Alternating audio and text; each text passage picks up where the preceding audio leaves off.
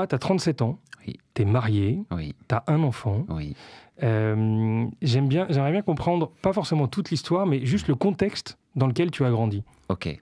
J'ai grandi dans une famille équilibrée, les parents ensemble, un petit frère 2 ans de moins que moi, beaucoup plus geek et moi beaucoup à l'extérieur, dans une cité à Nanterre, au Pablo Picasso, c'est belle tour bleue derrière la Défense, et donc du coup un contexte plutôt challengeant, on va dire que je me suis confronté à la rue assez vite pour comprendre ses limites et comprendre que finalement tant que t'es pas devant le juge tout va bien, et de fil en aiguille j'ai rencontré des petits soucis sujets qui m'ont fait rebondir, à trouver des solutions. J'ai monté un magasin qui s'est transformé en belle entreprise, qui s'appelait Antiradar. J'ai évolué derrière chez une grande boîte que vous connaissez, qui est Coyote, etc., etc. On va en parler après.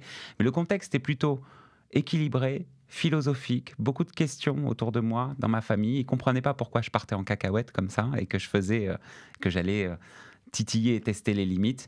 Et puis j'étais un vrai leader, donc dans la délinquance, j'avais du monde derrière moi et ça me plaisait. Bon, en tout cas, tu t'es pas perdu. Non. T'aurais pu, t'es J'ai passé pas continué loin, dans la j'imagine. Ouais, un petit peu. Ouais. Une certaine délinquance cadrée. Oui. Mais tu as dû garder quelques éléments de personnalité, d'anticonformisme, qui, je suis sûr, l'échange qu'on va avoir va le laisser paraître. Nanterre, Antiradar, t'as oublié une étape liée à la musique. Parce que c'est ça pas fait anodin. partie. Ouais, c'est vrai, ça fait partie de moi et j'en fais. Tu l'as jamais quitté. Voilà, Non, ouais, c'est ça. Mais donc... t'as failli en faire ton métier quand même, de la musique, ce qui est pas anodin.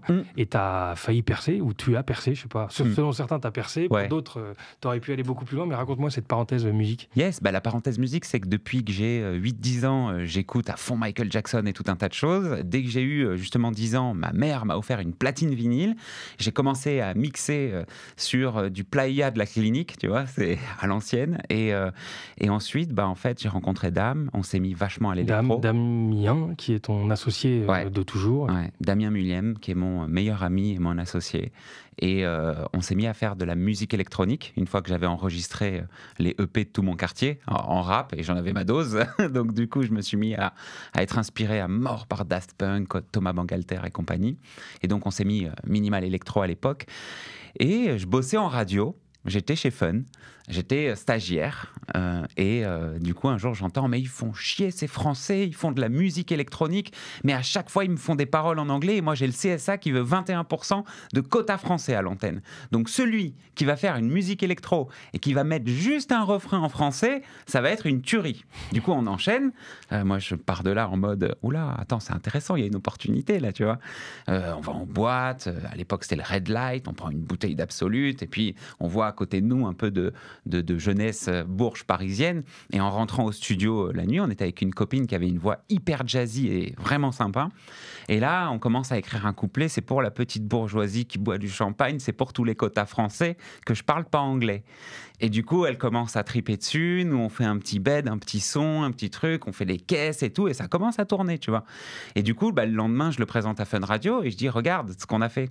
Et du coup, il dit, mais attends, c'est trop bien ce truc. On va le mettre sur un autre bed un peu plus groovy parce que c'est un peu trop électro. On va l'agencer et de ça. Et c'est devenu Disco Beach. C'est beau la bourgeoisie.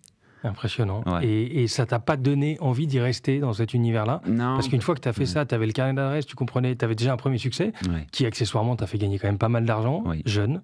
On n'a pas envie d'y rester dans cet univers-là quand on a touché à ça? C'était le moment où je voulais me construire, devenir un adulte. Et ce monde de la musique, j'y étais depuis quelques années pour mixer en soirée, au Rex, etc. Et j'étais pas fan du milieu alcool, drogue, nuit. Et je voulais vraiment bosser la journée et être quelqu'un d'équilibré. Et en fait, de faire ce son et de voir ce que ça générait comme revenu, il y a très très vite les très grosses maisons de disques qui sont venues à côté. Et donc du coup, il y a eu un départ de conflit avec Sony Music, etc. Donc on s'est recroquevillé avec Dame en disant, écoute, nous l'argent, on s'en fout, les intérêts, on s'en fout, on leur vend leur part là, de production et d'auteur, et c'est pas grave. Et donc du coup, on a vendu, ça y a un autre nom d'ailleurs, c'est Kylian Mash, mon ami Rémi Fischer, qui a repris le nom avec Laurent Conrad et qui l'ont utilisé pendant longtemps et qui, ça a généré un vrai tube de l'été et plusieurs millions d'euros. Ouais, c'est impressionnant. Ouais. Disco Beach, pour ceux qui veulent savoir ce que c'est, vous le trouverez assez rapidement. Et moi, je trouve pas que c'est une réussite parce que du coup, c'est pas trop l'image qu'on voulait véhiculer de 22, donc c'est pour ça qu'on a enlevé notre nom. Oui, là, t'es parti dans une mass market commercial. C'est ça. Alors que nous, on était plus underground, tu vois. Deep, presque. Les vrais, quoi, tu vois. Bon, et ben écoute, canon. Et comment t'arrives? Parce que Anti-Radar, ça va être un point de départ d'une vie plus équilibrée, plus normale, plus corporate aussi. Enfin, c'était pas. Ouais, ok. Et comment tu arrives à ce sujet et à monter ton Anti-Radar, ton fonds de commerce comme ça? Je suis en bagnole, j'ai mon permis depuis 4 jours. Je me suis acheté une Citroën Saxo 1,5 litre diesel. Je bombarde sur les quais à Bougival parce que je vais à mon émission de radio libre. C'était Yveline Radio à l'époque. Et donc, du coup, je bombarde et je me fais arrêter par la police. Et le mec me dit 99 au lieu de 50. En plus, t'es en jeune permis. Mais là, tu repars à pied, mec. Et je dis, mais non, c'est pas possible, je viens de l'avoir le permis, tu peux pas me faire ça.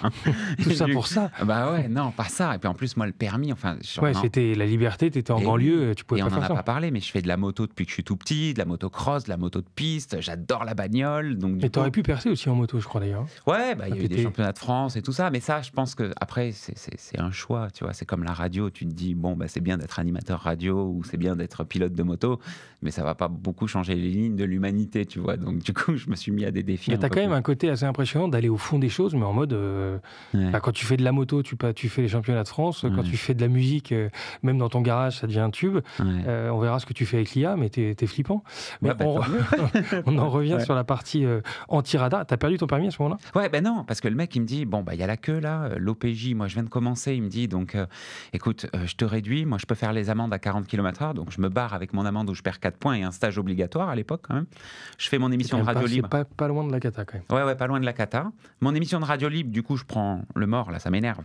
Et donc, je convoque les fabricants d'avertisseurs de radar et de détecteurs de radar. Je fais ma petite émission dans les Yvelines. Ah, ok, pour te faire ton réseau et pour essayer de... En fait, au début, je savais pas que je voulais faire ça. Mais quand j'ai fait cette radio libre le soir et que j'ai eu Joël Belaïch, l'importateur de Inforad à l'époque, c'était des gros carrés que tu remettais à jour sur ton ordi, que j'ai eu Loïc, je sais plus comment, qui faisait GPS Prevent, donc une autre application.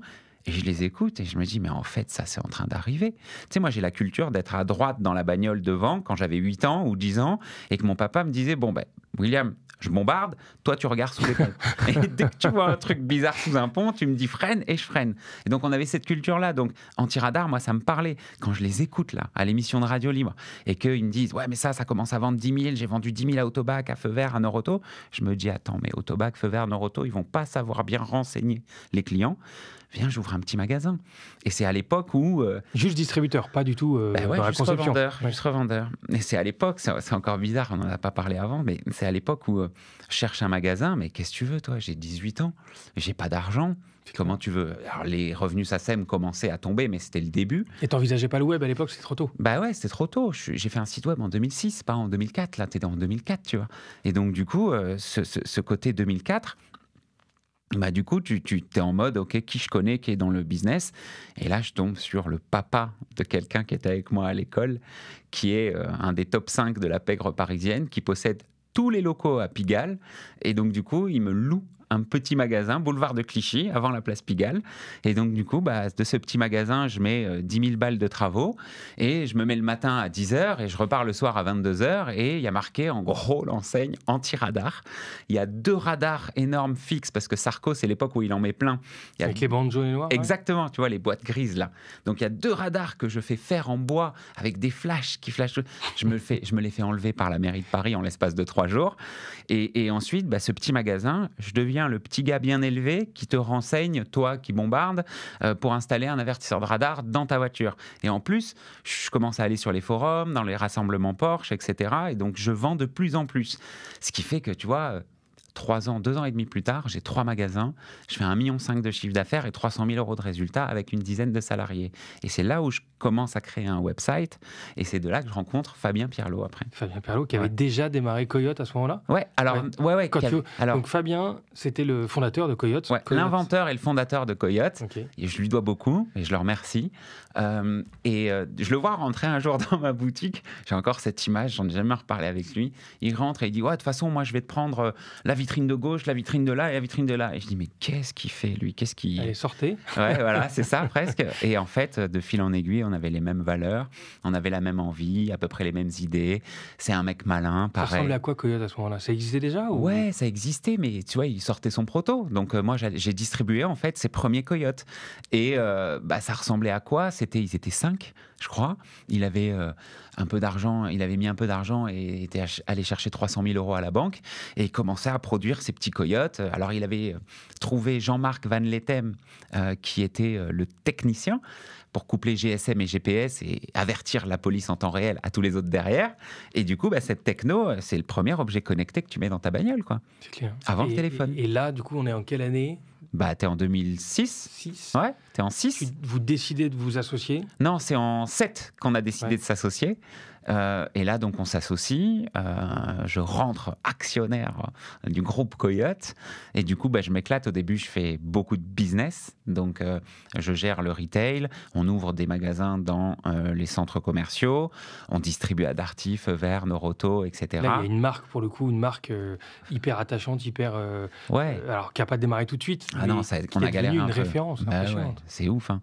Tu vois, c'est ce qui est paradoxal dans mon aventure Coyote, c'est que c'est une marque forte et tout le monde connaît en France, mais en France. Tu vois, et allez, en Belgique. Mais on n'a jamais réussi, et pourtant on a investi, hein, j'y suis allé. Hein, et ils ont le même sujet de radar, ils ont le même sujet mais pas les mêmes réactions. Okay. Nous, les Français, on a un peu la rage contre ça. Exactement. Alors qu'un Espagnol... ils savent où ils sont et c'est pas très grave, il y a un peu plus de tolérance. Un Italien, ça bombarde à 160 partout, donc il n'y a pas de sujet, les tutore, on sait où ils sont, tu vois. Les États-Unis, il y a les détecteurs et c'est légal, donc ça sert à rien ton petit avertisseur de merde, tu vois un peu. En Suisse, en revanche, tu t'amuses pas à mettre c'est illégal. Comme ça parce que tu te fais. Notre truc était illégal. Ouais, clairement. Donc en fait, plein de choses. C'était très français. Bon, malgré tout, vous avez quand même pris une belle part de marché. Je sais pas si vous avez des gros concurrents, mais vous étiez. Il y en avait un peu, mais non, il y en avait. Enfin, au début, mais on les a pliés avec la mise à jour automatique et la carte SIM et l'abonnement. Et l'abonnement, tout le monde nous disait non, au début c'est nul, encore un abonnement. C'était la clé du truc. Alors c'était la clé du truc, c'était un business model, mais enfin ça l'est toujours, hein, et bravo d'avoir créé ça, parce que c'est un truc de malade. Après, ce que je me suis dit de fil en aiguille, c'est oulala, ça commence à beaucoup marcher quand même. Ça, c'est genre la police, ils ont dû avoir une chute assez impressionnante d'amende. De retour, et on a ce qu'on attendait, on a été interdit, quoi. En 2011, ils ont dit no way, arrêtez.